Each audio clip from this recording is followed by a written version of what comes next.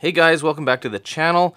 Some bad news. My clutch pedal has decided to break on me. There's a crack right there, and there's also a crack right in here. And that has caused this pivot, or the arm that the clutch pivots on right here, to bend that way, and it's now binding against the frame that holds the pedals on. So I'm going to have to get this welded up, so I'll probably put a gusset here to try to strengthen it up and to see how that goes. I'm also going to replace these little nylon bushings to try to firm up the pedal. Unfortunately, I had to order those from the States because I could not get them locally, so that's going to be about a week before they get here. And the other thing I did while the pedal was out was I measured the clutch pedal ratio. So from the point from here to here, which is 11 5/8-ish, and the point from here to here, in this range, and that is about 2 1/4, giving me a clutch pedal ratio of 5.1, 5.2, which is pretty good, better than I thought. So that puts me back on the investigation to why my clutch pedal feels so stiff. I mean, it shouldn't be that bad. I mean, it's stiff enough that I broke the pedal. What does that tell you? And someone has given me the idea to maybe throw a pressure gauge on the line and see how much pressure I'm getting. And if I'm getting some sort of crazy pressure more than that's required to get full release of the clutch discs, then it would suggest that there's a pressure plate problem. If it's not that, then I have to assume that it's master cylinder or clutch pedal alignment. So in any case, work on that, and I'm going to work on a few other things, so since I have some downtime, so let's get to it. One of the pending projects that I have is, once I removed the stereo and the speakers, it left these huge gaping holes in the side panels in the rear, and so I needed something to fill it with. So I made these little vanity panels just out of some thin gauge aluminum. They'll sit something like that, whatever. I also made the ones for the rear, which you can see like so. So it's just something to cover it up with so it looks a little better. So I'll install these and show you what it looks like.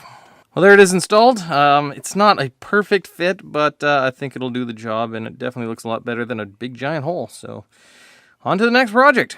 As you can see, I have my clutch pedal back, and I did a couple modifications. The first thing I did was I had this little gusset welded on.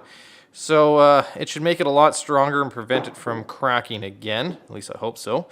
And the other thing I did was I put this little tab on right here. So I now have 2 mounting points for my clutch pedal rod. And that should, I guess, change my pedal, my clutch pedal ratio and give me an easier pedal if I am able to use the top mounting bracket, or the top mounting hole. Not sure if it'll work, but I figured since I had the clutch pedal off, that let's give it a go. The other thing that I got in the mail, which I was waiting for, was these little bushings right here, which go over that shaft, like so. And I think they're plastic. I think they're supposed to be nylon, but these feel like plastic. But nevertheless, I can now put my clutch pedal assembly back together, and hopefully it's as good as new. So let's get to it. So I got the pedals back in, and it really is not that difficult to remove and reinstall the pedals once you figure out the clip that attaches to the pin. I was not able to use the top mount, so I'm using the same mount as before, and I guess it might feel a smidge better, but, still quite stiff. Those bushings that I put in did virtually nothing. There's still way too much slop in it, which suggests that maybe my pin is getting worn out, or is worn out, and I can't just replace that, so I'm just going to have to live with it for now. The other thing I want to show you is this, my console. I have made the aluminum one, which I don't know, I think it looks pretty good. Definitely a lot sturdier. I did the brushed aluminum look myself, and my switches, far easier to push that reverse lockout. But yeah, now I also came up with an idea for my boot that's going to go in there once I figure out where I'm going to get the boot made.